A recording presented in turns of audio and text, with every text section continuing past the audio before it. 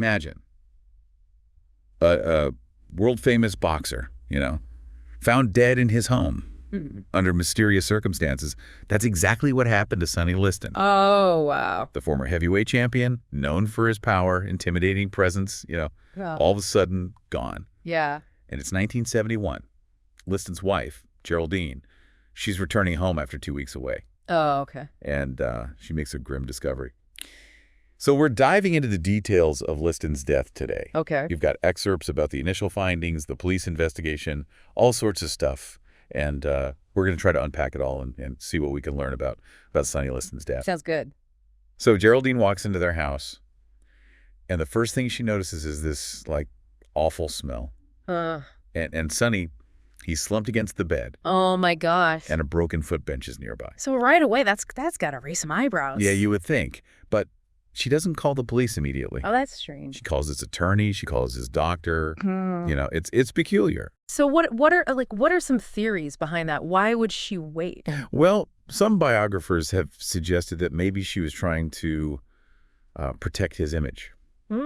He'd had his struggles, especially with the law. Right. So eventually, though, the police, they do arrive and they begin their investigation. Now, it was pretty common knowledge at the time that Liston had struggled with heroin addiction. Right. In fact, Sergeant Caputo, who was part of the investigating team, even said the whole department knew about it. Wow. So they wrap up the investigation fairly quickly, and they label his death an overdose.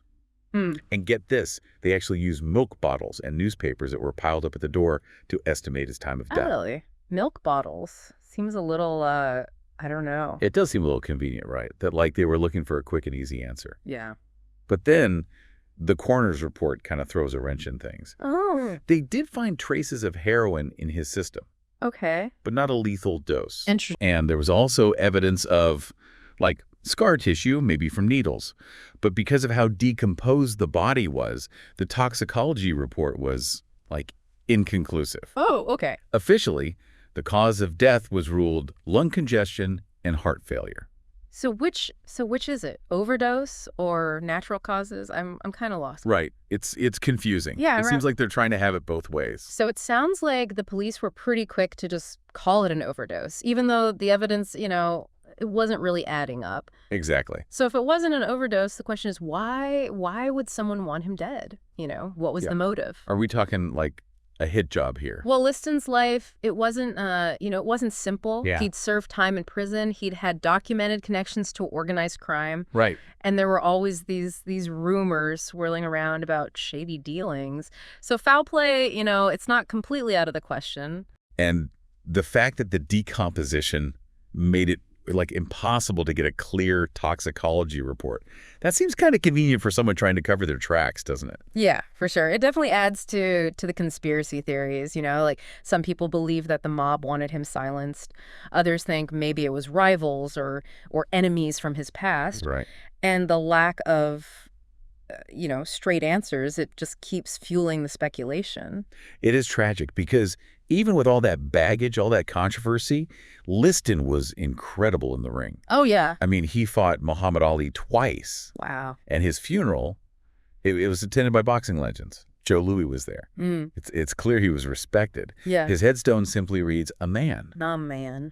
It's simple, but it's it says so much. It makes you think about all the complexities of his life, the battles he fought, both in the ring and outside of it. Yeah. And ultimately, we may never know the full truth. That's the thing with Sonny Liston's death. It remains one of boxing's most perplexing, unsolved mysteries. The official story, it doesn't quite hold up. And the lack of answers just leads to more and more speculation. Yeah, it makes you wonder, what really happened in that house back in '71? Definitely. Well, we've certainly uncovered more questions than answers in this deep dive. Yeah. But that's okay. Sometimes the journey is as important as the destination, What do you think happened to Sonny Liston? It's a good question. Was it a tragic end to a troubled life?